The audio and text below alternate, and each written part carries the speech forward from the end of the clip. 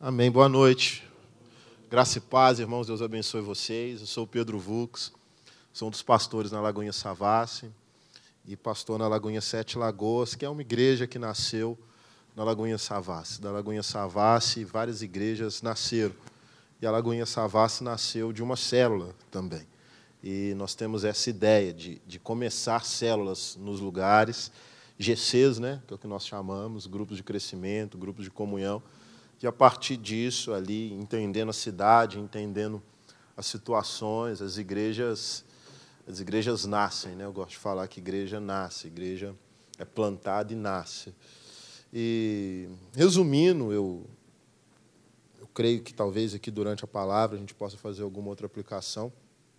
Eu sou pastor na Igreja Batista da Lagoinha, mas eu sou músico também. Eu trabalho desde 2005 profissionalmente com rap em Belo Horizonte. Eu me formei nas rodas de improviso na capital mineira. Sou um dos fundadores do duelo de MCs em 2007. Eu e o Leonardo Cesário, nós estávamos pensando em como ocupar as ruas de Belo Horizonte com poesia, em como fazer algo relevante para a juventude. Surgiu o duelo de MCs. Na época, a gente não tinha referência nenhuma, não tinha acesso a vídeo.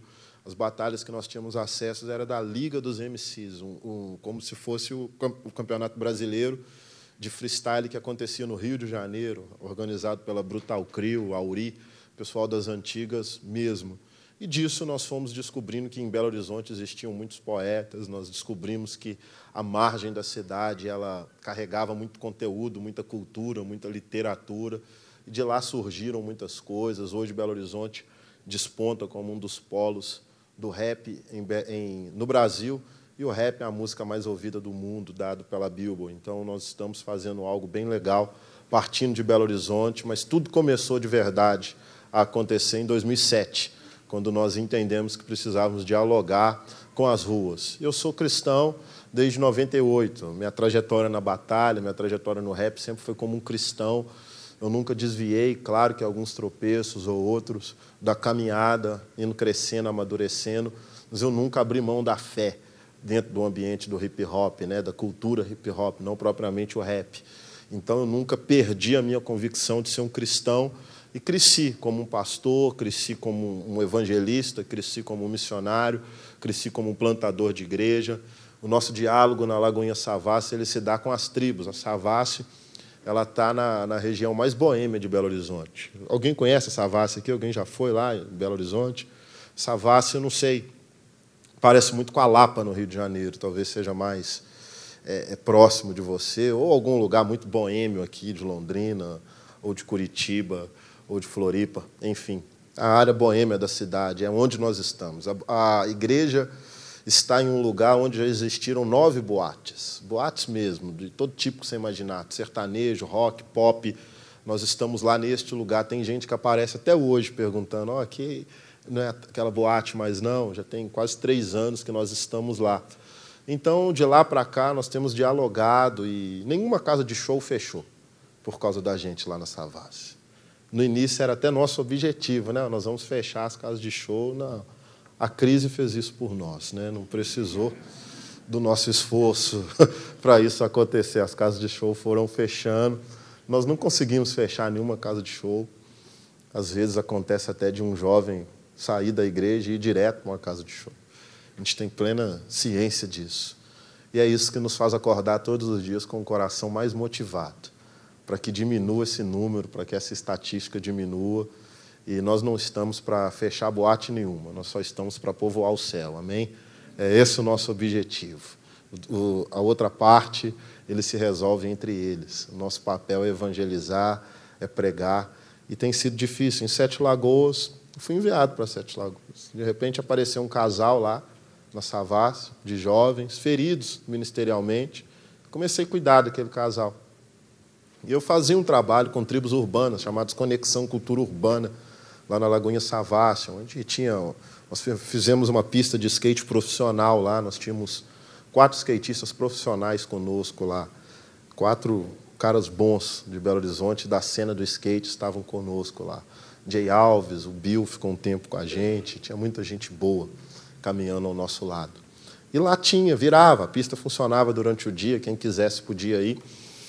E no Conexão nós dialogávamos com as tribos, e de repente começamos a dialogar com os acadêmicos, movimento feminista, enfim, com os ativistas dos direitos dos negros e das minorias, e virou um ponte de diálogo a partir das escrituras, e eu fui crescendo ali. A minha ideia era simplesmente cuidar de um povo, e apareceu esse casal para cuidar. Eu comecei a cuidar, e em certo momento eu disse, olha, vamos iniciar um trabalho com os marginalizados de Sete Lagoas. Tem marginalizados? Sete Lagoas é 70 quilômetros de BH e tem 300 mil habitantes. Juntando com a zona rural, deve ter uns 330. Uma cidade muito boa. Vocês estão convidados a conhecer a nossa igreja lá. Então, eu comecei a cuidar desse casal e depois da família deles. Isso era bem mais novo do que eu sou hoje. Eu tenho 29, na época eu devia estar completando 26 anos, cuidando de um senhor de 60, de um casal da minha idade, de uma senhora de 60, e era tudo muito novo. E, de repente, eu disse, até, sinceramente, uma forma de desafogo. Eu falei, por que vocês não começam algo lá em Sete Lagoas? Eu abençoo vocês, vocês começam. Eu dou direção, vocês fazem algo lá na cidade. Quem sabe Deus tem algo para fazer? E eu fui comunicar a direção da igreja. Eles falaram, não é eles que vão começar, você vai começar. Nós tivemos uma igreja lá há muito tempo atrás, há uns 15 anos, e acabou. E a missão é sua. Não pergunta por quê. Acabou. Só vai e faz uma nova história. E eu não sei, até hoje, por que aquela igreja acabou. Não sei. Houve uma situação há 15 anos atrás, mas eu sei que eu fui. Eu tenho até escrito um livro, ele está intitulado até agora Éramos 9. Nós começamos em Sete Lagoas com 9 pessoas, uma célula. E agora, em setembro, nós vamos completar apenas 2 anos de existência na cidade. Nós estamos entre 300 e 350 irmãos, para a glória de Deus. Foi um crescimento enorme. Nós batizamos, nesse meio tempo, 76 pessoas. Crianças, nós começamos com 4. 2 eram meus filhos. Ou seja, começamos com 2. Hoje, nós atendemos por semana cerca de 100 crianças. E nós temos só 2 salinhas na igreja, que não tem brinquedo nenhum. Nós ainda não conseguimos nem comprar brinquedos. Estamos pagando tantas prestações e estamos fazendo tanta coisa naquela cidade. Foi lindo. Quando nós chegamos, as igrejas não tinham nenhum departamento de recepção. E, de repente, virou padronização nas igrejas, o departamento de recepção. O Kids começou a ser tratado de outra forma. Jovens começaram a ser ordenados ao ministério. Antes de chegarmos naquela cidade, tinha mais de 6 anos que alguém com menos de 30 anos não era ordenado ao ministério pastoral. Os jovens estavam apodrecendo nos bancos, eles não tinham perspectivas pastorais. Faziam seminários, eles eram frutíferos, mas eles não tinham perspectivas, não eram ordenados. E, de repente, o Senhor começa a usar a nossa vida, a vida da minha esposa, nós temos a mesma idade, e começa a trazer jovens feridos, jovens que eram vistos como refúgio da cidade, jovens que todo mundo disse, olha, essa igreja nunca vai ser sustentada, esse pessoal nunca dizimou, esse pessoal nunca firmou, esse pessoal sempre que começou a se envolver em ministério, eles saíram. E foi da vontade do Senhor mandar essas pessoas para o nosso ministério. Chegou um momento que só tinha pessoa com problema em pornografia, só tinha pessoa com problema em prostituição, só tinha pessoa que tinha se divorciado e estava tentando resolver, só tinha problema dentro da igreja. A igreja era chamada a Curva do Rio, lá em Sete Lagoas. A Curva do Rio, você sabe o que é a Curva do Rio? Onde fica tudo de ruim, fica tranqueira, né? Então, olhava para a gente assim. E eu sempre falei, olha, o Senhor vai fazer algo a partir deste pessoal. A partir desses que não eram abraçados, nós vamos abraçar a cidade. A partir desses que estavam mortos, nós vamos levar vida. E o Senhor tem feito tantas coisas. Nós iniciamos outra igrejinha lá em Sete Lagoas, numa periferia. Começamos lá com também 20 irmãos. Começou maior do que a nossa. Lá não cresceu tanto ainda, é mais delicado, nós vamos falar sobre isso. Mas em menos de 2 anos, o Senhor fez isso tudo. E em menos de 6 anos, o Senhor mudou a minha vida. Eu faço rap até hoje, ativamente, tenho trabalhado em um novo projeto, mas eu entendo que foi um tempo que eu precisei ficar menos nas ruas, e vou falar sobre isso, porque a rua fascina muito, e precisei amar mais a igreja local, precisei mergulhar mais na igreja local, entender pessoas, entender o ser humano, precisei respirar a igreja, acordar, saber que a igreja... Irmão, se você entendesse a igreja, se você soubesse o que é necessário para uma igreja funcionar, se você sentisse o que eu senti quando eu entrei naquele espaço ali onde vocês têm para orar, e vocês imaginassem o tanto que os irmãos me pedem para ter algo parecido, e o tanto que é difícil ter algo parecido. Se vocês imaginassem o quanto que é difícil ter uma atmosfera, uma condição, uma estrutura de louvor como essa. Irmãos, com todo respeito, tudo seria diferente. Tudo seria diferente. O Senhor entrega para a gente algumas coisas que nós só damos valor quando a gente sente na pele mesmo. E se eu não estivesse dentro da igreja, vivendo a igreja diariamente, eu ia continuar sendo um pregador itinerante, que ia entrar e sair dos lugares, às vezes sem orar, às vezes sem ter intimidade com o Pai. Mas, graças a Deus, eu consigo amar a igreja ao ponto de sentir em casa, enquanto eu estou louvando aqui, e saber que nós estamos na mesma sintonia, no mesmo coração. Então, hoje eu quero deixar uma mensagem para que você olhe para a igreja de uma forma diferente, para que você seja igreja de uma forma diferente.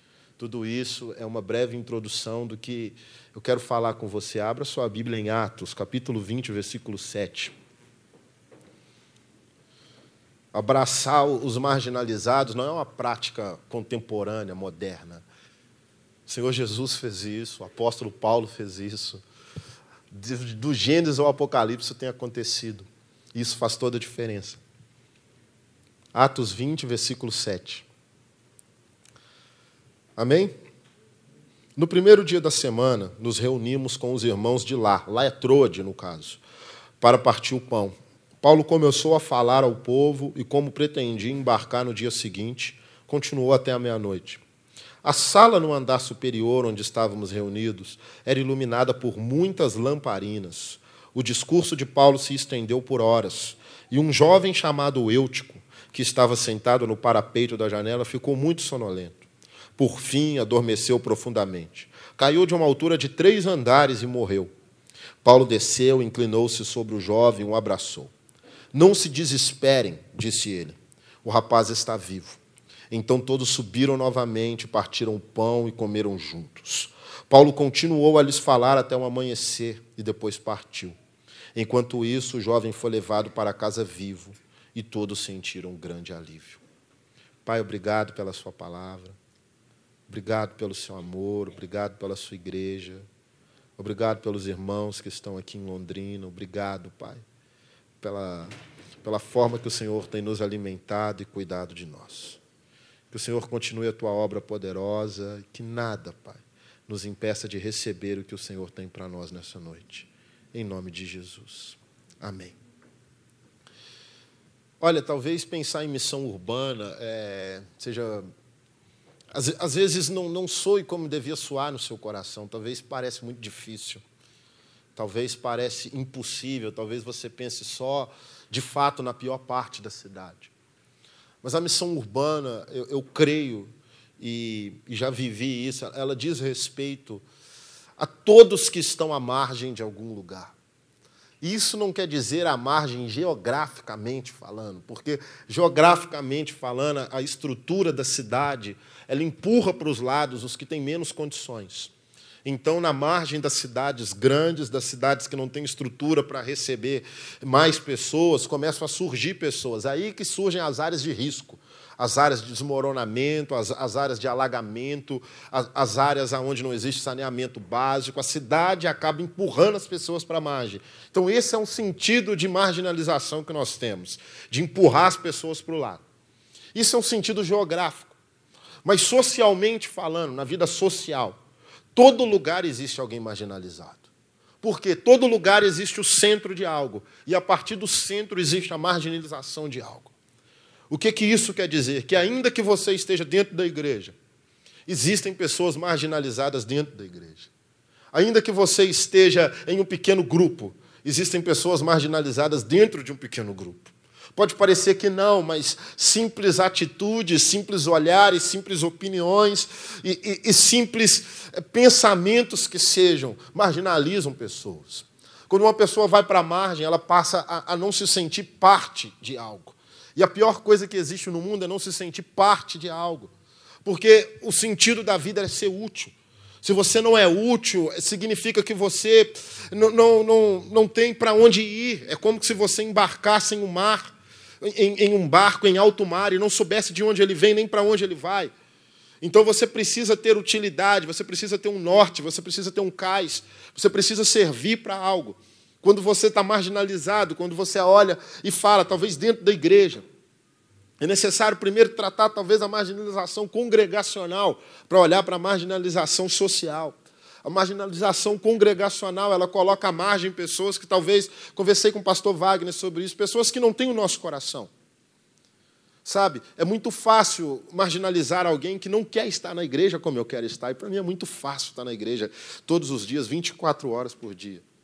Eu vou estar aqui hoje, amanhã, eu chego em Sete Lagoas no sábado, eu prego à noite, tem uma vigília que começa às 11 horas da noite, eu prego em todos os turnos da vigília, e no domingo eu prego de manhã e de noite, mas isso é minha vida. Isso é para que o Senhor me chamou, eu não reclamo de jeito nenhum. Mas eu não posso cobrar isso dos outros irmãos que não têm um coração como eu tenho. E às vezes eu olho para alguém e falo, esse irmão é preguiçoso, esse irmão não quis ficar até o final da vigília. E ainda que de forma involuntária, eu começo a marginalizar. Eu começo a segmentar entre os que são espirituais e os que não são espirituais, entre os que são ativos e os que são inativos, entre os que podem e entre os que não podem. E eu começo a ser o padrão, eu começo a ser o centro. Nenhum avivamento teve como homem o centro. Justamente o contrário, todo o avivamento foi quando o homem saiu do centro. Porque avivamento nada mais é do que Cristo voltar a ocupar o lugar que sempre lhe foi seu por direito. Isso é avivamento, quando Deus volta, a partir de Jesus, a sentar no trono estabelecido dentro da sua casa, a igreja. Isso é avivamento. Mas quando nós centralizamos as atividades em nós, quando nós somos o centro das coisas, a marginalização surge a partir de nós. E se eu marginalizo, se eu incapacito alguém de amar a partir do meu padrão de amor, eu não posso exigir que ninguém faça a diferença que eu, às vezes, não estou fazendo. Porque se eu marginalizo, com certeza outras pessoas vão marginalizar. E a missão urbana é resgatar essas pessoas que, feridas, se colocaram à margem de todos os nichos da sociedade. O nicho acadêmico, o nicho feminino, o nicho masculino, o nicho tecnológico. Às vezes uma pessoa se sente marginalizada em nosso meio porque o telefone dela não é como o nosso é. E ela se sente marginalizada. Talvez se sente marginalizada porque não se veste como nos vestimos e se sente marginalizada. E não flui, não rompe. Eu creio muito que o Senhor quer fazer algo a partir da diversidade na unidade. Eu creio muito que o Senhor quer unir gerações. Eu creio muito que o Senhor quer colocar gerações respeitando gerações, onde o idoso ama o jovem, onde o jovem ama o idoso, onde a criança é importante no culto público. Sabe? Quero muito no meu ministério um dia continuar vendo, assim, na nossa igreja, mulheres. Eu fico muito feliz quando eu vejo mulheres se levantando para o ministério da palavra, com ousadia, estudando teologia sistemática, sabe, entendendo do que fala, mergulhando em todas as linhas de raciocínio, fazendo investimento. Fico muito feliz quando encontro crianças que, sabe, nós não podemos falar, olha, esse menino tem 3 anos, ele gosta de bateria porque ele tem 3 anos. E se ele gostar para o resto da vida? Sabe, a igreja ela tem que continuar dando continuidade e condição para as gerações fazerem uma melhor do que a outra fez. Se nós nos esquecermos que esse solo que nós pisamos aqui, literalmente, ele foi banhado com lágrimas da outra geração, nós nunca vamos chorar mais do que eles choraram. Nunca. Nós só estamos aqui porque alguém chorou por nós. Nós só estamos aqui porque os joelhos foram dobrados ao nosso favor. E de uma forma ou de outra, nós fomos inseridos. A forma como nós vivemos o Evangelho hoje, ela era uma forma marginalizada há 10 anos atrás. Isso que nós fazemos aqui hoje era visto como movimento underground. Há 10 anos atrás. Movimento underground, luzes apagadas, penumbra. Hoje nós estamos no centro de um movimento evangélico no Brasil, não estamos à margem de nada. Mas isso foi gerado em oração, isso foi gerado em jejum, isso foi gerado em transmissão de autoridade. Algo foi entregue para a nossa geração, algo foi transmitido. E nós não podemos, a partir disso, segregar pessoas que não têm a manifestação que nós temos. O Senhor vem e fala, olha, no primeiro dia em Troade, no primeiro dia que o apóstolo chegou, ele não fez muita coisa para reunir as pessoas na igreja. Não fez muita coisa. A Bíblia diz que nos reunimos para o quê? Partir o pão. Acontece que nós somos fascinados pelo grande, que nós somos fascinados pelo incrível, pelo gigante, pelo inesquecível, pelo extraordinário. E nós nos esquecemos que as pessoas elas não estão precisando de uma nova revelação tecnológica, elas estão precisando das coisas simples que se perderam no tempo. As pessoas estão precisando daquilo que nós modernizamos, daquilo que nós enlatamos, daquilo que nós sistematizamos. E acreditamos que sempre tem que ser incrível, que sempre o evangelismo tem que transformar Londrina, Belo Horizonte ou Sete Lagoas, que nós temos que transformar o Brasil porque só pode ser grande. E nós esquecemos que de pouco em pouco, que de movimento em movimento, situações têm sido transformadas. Vidas têm sido alcançadas, universidades têm sido alcançadas. Sabe, quantos dos nossos hoje podem falar de verdade? Olha, eu vejo algo diferente na minha sala de faculdade. Os irmãos, eu ainda nem posso chamar de irmãos, porque eles não vêm na igreja, mas olha, mudou tanto.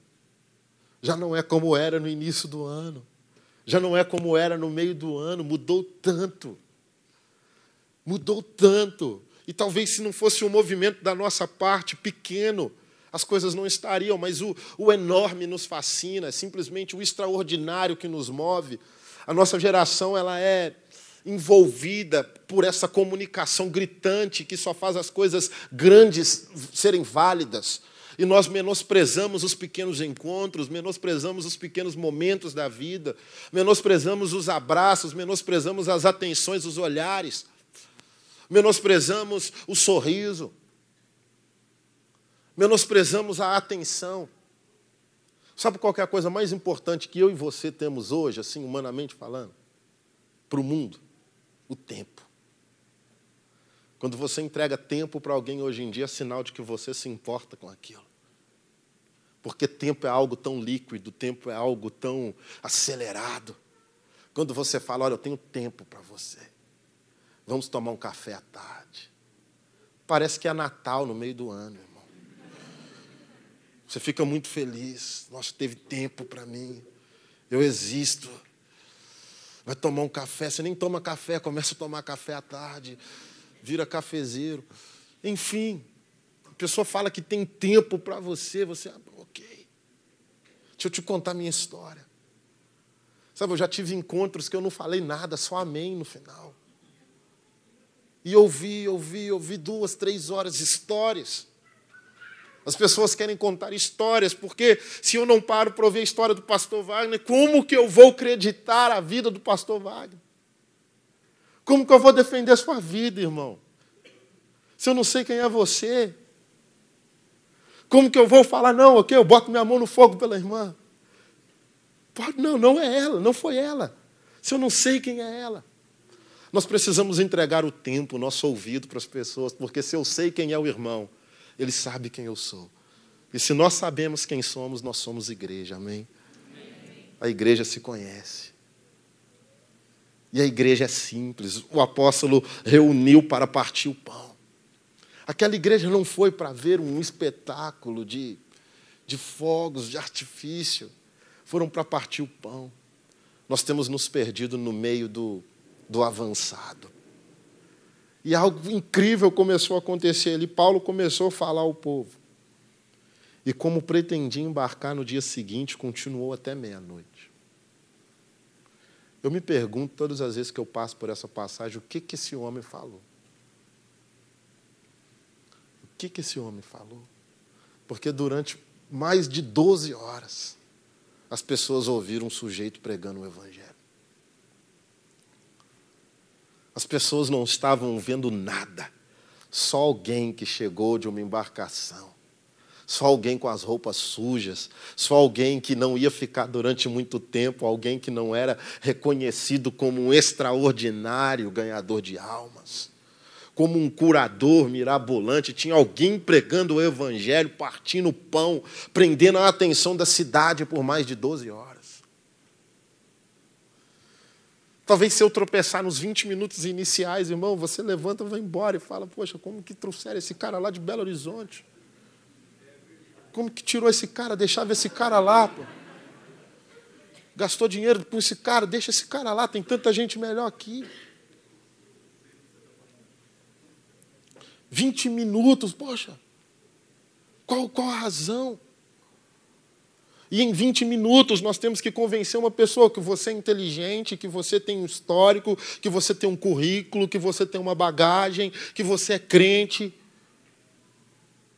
Caso contrário, não. E a partir disso você prega o evangelho. Chegou em 2 horas, se alguém escuta um sermão de 2 horas hoje. Tão difícil. Escutar um sermão de 2 horas. O apóstolo pregou o evangelho pura e simplesmente durante 12 horas.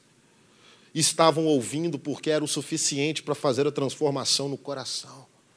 O evangelho é o suficiente por si só para mudar nossas realidades, irmãos. Nós não precisamos acrescentar nada ao evangelho, porque ele é o suficiente para nos mudar. Quando nós tentamos inventar muita forma de fazer missão, nós estamos adulterando o evangelho. E o evangelho adulterado gera crentes falsos. Crentes falsos não trazem resultado para a obra de Cristo. O apóstolo pregou até o amanhecer. A sala superior, aonde eles estavam ali, irmãos, imagine toda a cidade. Aquilo moveu a cidade. A Bíblia diz que ela era iluminada por muitas lamparinas. O que isso quer dizer, lamparina, nessa época? Nesse século, era exatamente tudo que uma pessoa tinha dentro de casa. Era a luz. Se você tira a luz de dentro de casa, é sinal de que ninguém fica dentro de casa, porque não tem nada para fazer. O que significava que o evangelho, pura e simplesmente, e o partir do pão, foi o suficiente para tirar as pessoas de dentro das suas casas e colocarem elas em comunhão, compartilhando tudo que elas tinham umas com as outras. Quando nós deixamos os nossos lares e levamos para os outros aquilo que nós temos, é sinal de que nós nos importamos com elas. Enquanto nós não entregarmos o que nos é importante para os outros, eles vão simplesmente falar, isso é mais um que está dizendo que Jesus me ama. Ele é mais um. A sala era tomada por lâmpadas, todos estavam atentos, todos estavam prestando atenção no que era dito, o evangelho era exposto, imagino que aqueles corações floresciam, imagino que aqueles olhares brilhavam. Mas, de repente, no meio disso tudo, algo começa a acontecer, e esse é o centro da mensagem. Sempre tem alguém à margem. E Eutico era o sujeito que estava à margem da situação. Pense em alguém que, nesse momento, poderia estar aqui, mas está simplesmente rodeando a igreja. E ele nos vê aquecendo uns aos outros, enquanto ele permanece com frio. Eutico, ele estava interessado, mas ele não estava totalmente convicto de que podia fazer parte daquilo. Ele estava olhando, ele estava até ouvindo o que acontecia, mas não estava se sentindo à vontade em participar. E, de repente, após aquele discurso demorado, aquele homem cai. E algo acontece. E é o que geralmente acontece. Ninguém olha para a pessoa quando ela está morrendo. Mas todo mundo quer saber como ela morreu quando ela morre. Depois que ela caiu, todas as pessoas foram olhar. Depois que o barulho chegou no ouvido, eles falaram, olha, alguém morreu. Alguém aqui perto morreu, alguém aqui perto caiu. Alguém aqui perto tropeçou, alguém aqui perto, alguém que estava entre nós ou próximo de nós morreu. Algo terrível está acontecendo. Vai ser creditado aqui na nossa conta sangue. Alguém morreu enquanto estávamos nos reunindo. Alguém morreu enquanto estávamos sendo alimentados. Alguém morreu enquanto estávamos recebendo. que terrível vai ser essa notícia. Como é possível que alguém esteja morto enquanto nós estamos seguros aqui dentro? Como é possível que alguém tenha caído do 3º andar enquanto nós estamos aqui intactos? Como esse homem caiu? Porque nós não vimos enquanto ele estava pendurado, era tão mais fácil. Desce, pelo amor de Deus. Aqui está mais tranquilo, está perigoso, vem em cima. Mas nós não temos esse olhar para ver os que estão nos rodeando, prestes a morrer. Nós não temos esse olhar para ir àquelas pessoas. Porque dá muito trabalho.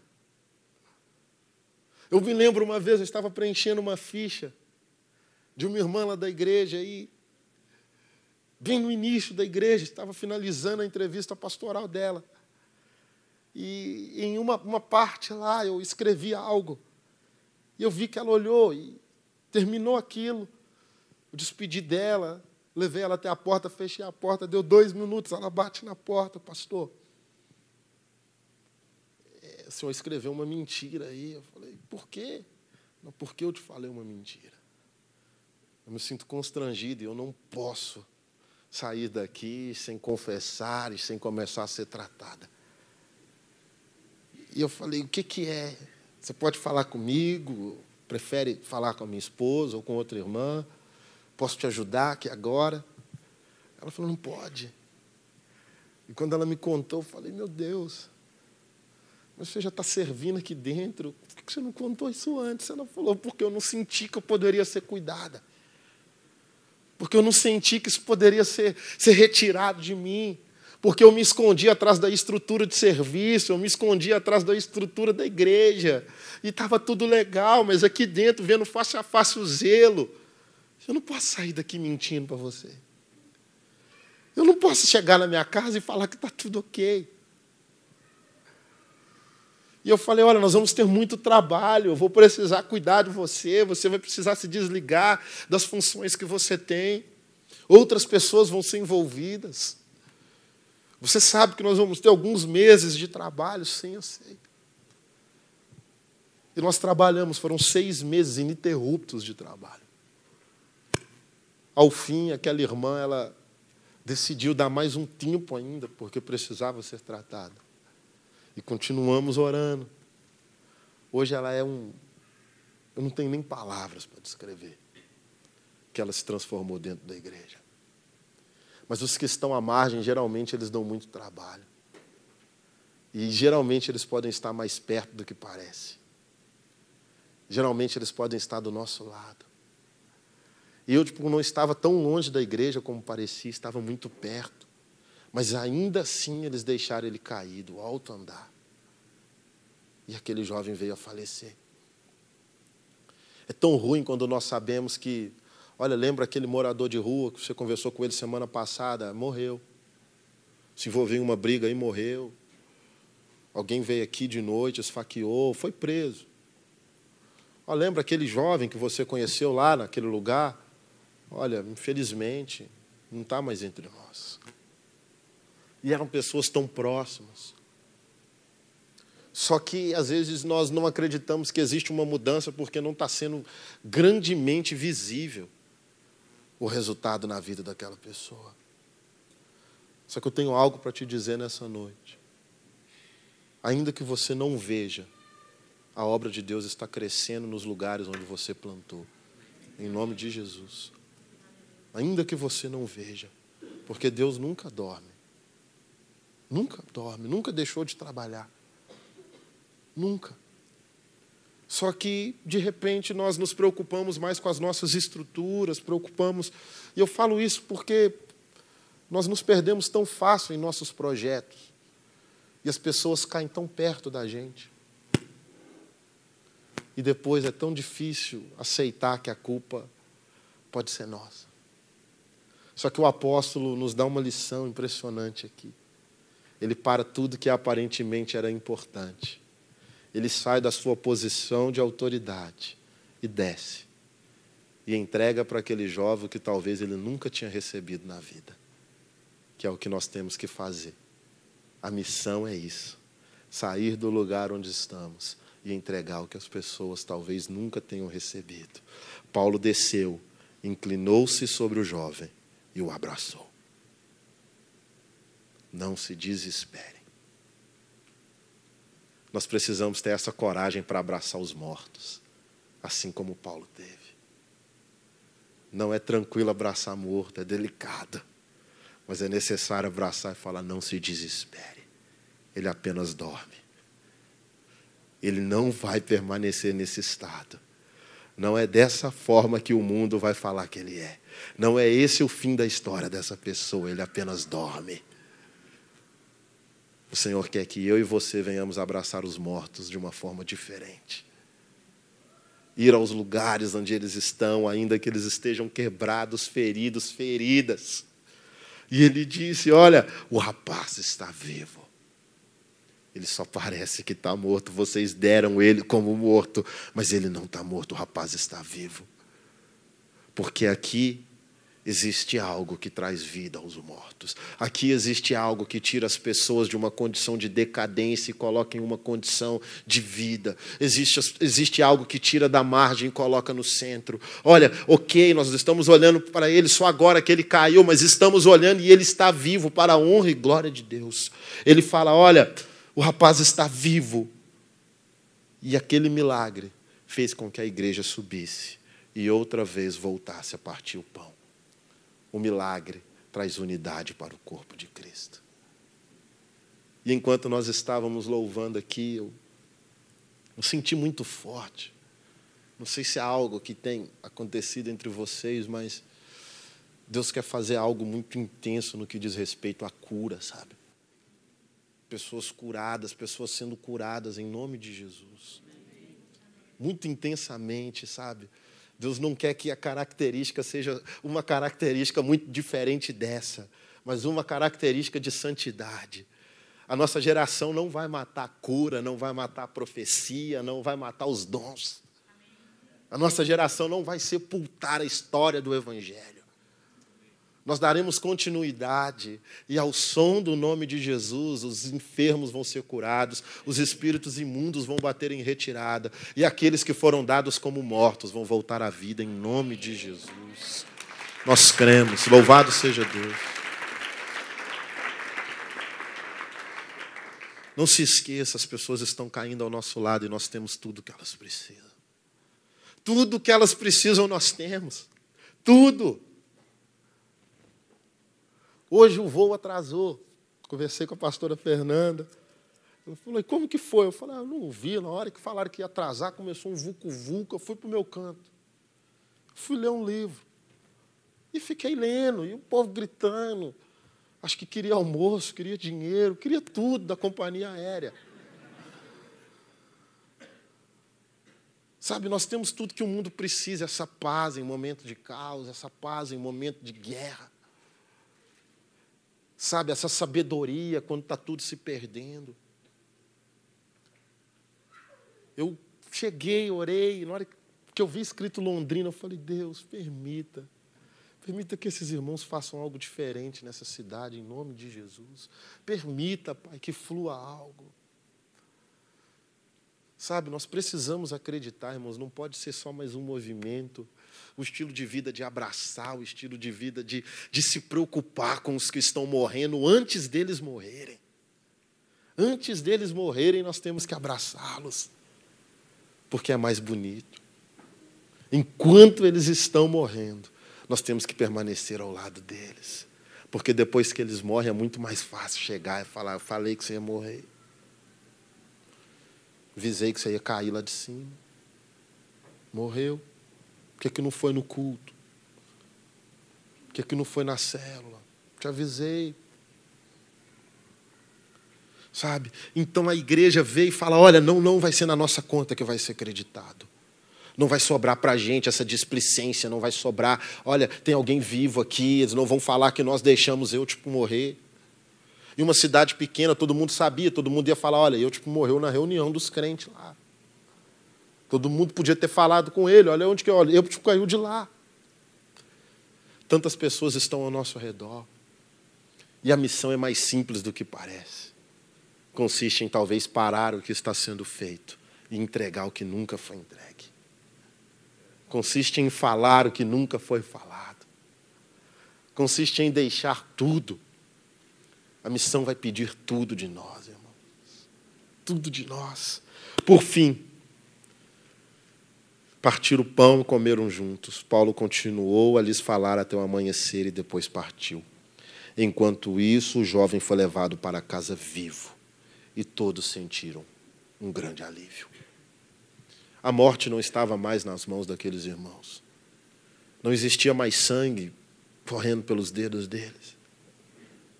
O nome do Senhor, o Espírito Santo de Deus, fez com que alguém que foi dado como morto ressuscitasse. As pessoas viram como Deus era poderoso, elas partiram um pão e elas já se alegravam. Elas falavam, olha, nós vimos o agir de Deus poderoso. A missão requer tudo. Eu quero, nessa parte final, deixar um testemunho. Eu me mudei para Sete Lagoas, eu vivi a vida inteira em Belo Horizonte. Vida inteira. E em Belo Horizonte, principalmente por ser do movimento hip-hop, conhecia pessoas de todos os tipos possíveis e eu morei 28 anos no mesmo lugar. No mesmo bairro.